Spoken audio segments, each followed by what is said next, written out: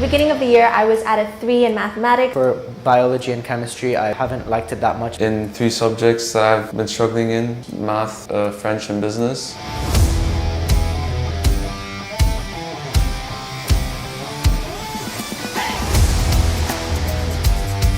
For business, I've improved. I've gotten from a 3 to a 5. The teachers have taught me how to structure questions, and in math, I've went from a 3 to a 5 as well. At the beginning of the year, I was at a 3 in mathematics and I was doing really bad, but IB tutors have helped me to increase my grade to like a solid 6. My work has grown exponentially better. I started at a 3 at the start of DP1 and now I'm at a level 7.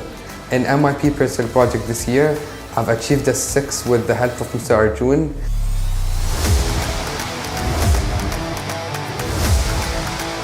Thanks to my lovely teacher Arjun. Thanks to IB Scholars. All thanks to the help of IB Scholars.